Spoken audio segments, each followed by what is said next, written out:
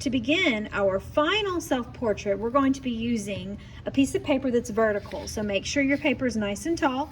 You have a much bigger paper than last time. We don't want to turn it horizontal, we want to turn it vertical. So make sure it's turned so it's nice and tall. Then let's put our name before we begin with a pencil on one side. This is going to be the back. If you really are having a rough time and you need to start over on the back, you can always erase your name and start over on this side. Make sure your name is on the back. When you're ready, flip it over, and I want you to have your practice drawings nearby, or practice on a dry erase board first and have that nearby, and make a plan on which self-portrait you are going to paint today. I think I'm going to have this one nearby because that's what I'm using as my plan. Today we'll be using paint markers.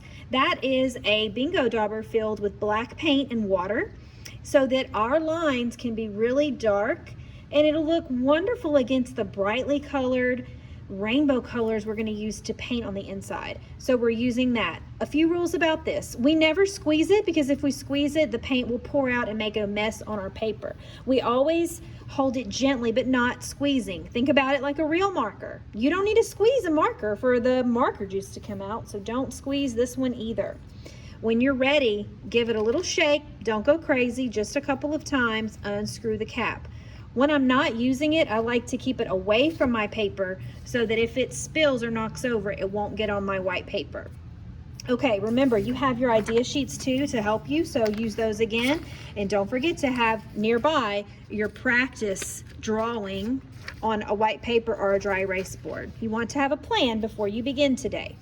I would not be drawing a portrait that I've never tried before.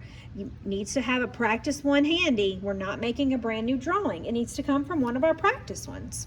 Okay, we are going to make it a lot bigger because we have a bigger paper. Making a big old U, you might want to practice with your finger first. We are going to get right to business with a paint marker. That's right, a permanent art material. We are not going to use a pencil. We are going to get right to it. So let's take a deep breath. Let's just try our best and know that we can make mistakes and it'll be all right. First, I'm going to make that U shape. I want to leave room for my neck and my shoulder, so don't forget about that. You don't want to go too low. You also don't want to go too high because you want to leave room for your hair, okay? And then I have plenty of room down here for my neck and my shoulders. A neck is 2 lines. They can be a little diagonal or more straight if you'd like. And then something to close them up, okay? We can have a V shape or a regular shoulder. Let's look at a regular neck. Let's look at some of our plans and decide, okay? On this plan, I had like a wavy line or a scalloped shirt collar. Here's one I was working on and I was thinking of a V shape down here. So whatever you want, or it can just be a plain old curve. I think I'm gonna go with the scalloped or the curvy lines for my fancy shirt. And then shoulders, curved lines that go past your head because our shoulders go past our head in real life, and the same thing on the other side. I am not squeezing. I'm drawing very gently and the paint comes out nice and dark. I am not squeezing.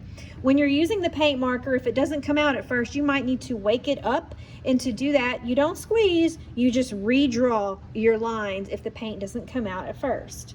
Okay, I'm looking at my plan and I'm gonna make the eyes next. I wanna put them not at the very top because I wanna have room for my hair. So down a little bit more, okay? And try to make all of your shapes spaced out so that you can have room on the inside. I have room on the inside, not a lot of room, but that's okay. I can just go in and make a little curved lines or a little circle, and I might not have room for a whole pupil, so I'm just gonna put 2 dots. So I just press down gently to make a dot. I did not squeeze, all right? Now it's time for a nose. On my plans, make sure that you have room for a mouth, but on my practice plans, I really liked the nose that I drew that was like this. Okay, and then the mouth. I can use any mouth from any of my idea sheets. Or my practice drawings. I don't have to draw from the same one. For example, if I was working on this one as a plan, but I wanted to change the mouth, I may have a mouth from a different self-portrait, so I can pick any mouth I want. As long as you practice it first without painting it first. Make sure you practiced it first on a drawing. Okay, now it's time for the ears. I like to make the ears right underneath my eyes, even with that. And you can add a little design in the middle or a little squiggle to make your ears have dimension or to make it look realistic. Now, on my practice paper, I added some little earrings to my self-portrait. Okay, so I can add that, and I left them open so I can add some color later. If your shapes get closed up and you don't have a lot of room for color, kind of like my eyes, that's okay. Don't worry about it. But I left it open as best I could. I'm using a plan, so I'm going to make the hair like this. This does not look like Miss Dalmy. I did not draw self-portrait, but this is just an example for you. Try to make sure yours looks as best like you. All right, so now it's time for the hair.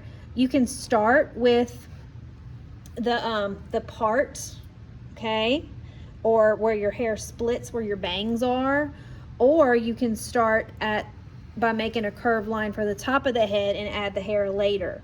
You may want to practice this again first if you're not sure on a dry erase board.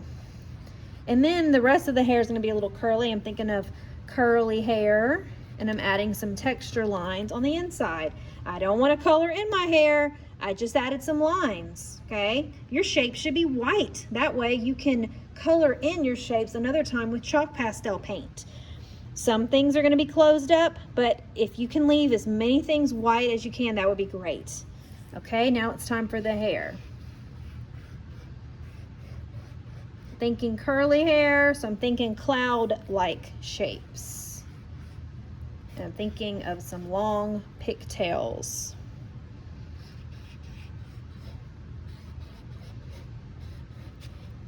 I can go in and add some texture lines to the hair like I did here. I can add those same little lines here, but I think it's good. I think that if I go in and add those lines, it might cover up too much of my shape, and I want to leave it open to add lots of color later. Okay, there's one. Let me do another one so you will have another example, okay?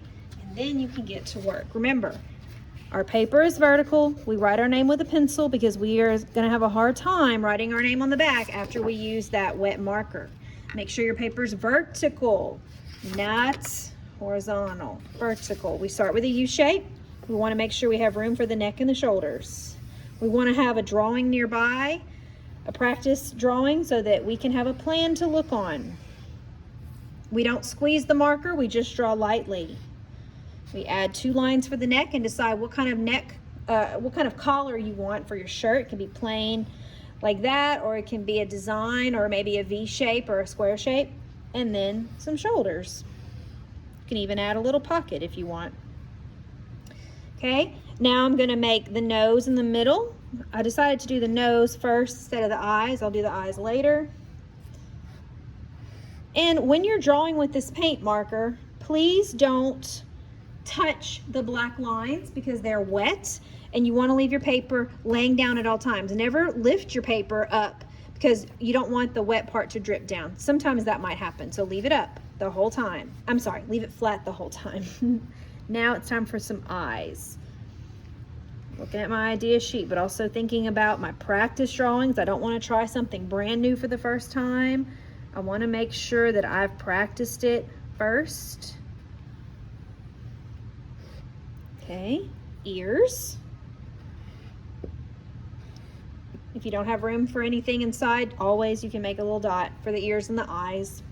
Okay, the hair, I think I'm going with curly hair again. Let's see, I think I'm gonna start by making a curly hair line because I'm thinking the curly hair is gonna cover up this person's forehead. Okay, and then I think the hair is gonna cover or go around this person's ears because sometimes our hair is that long.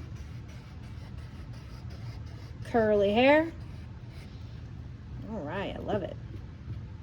I'm gonna add some texture to this one. And I'm done with my drawing. I can't wait to see yours.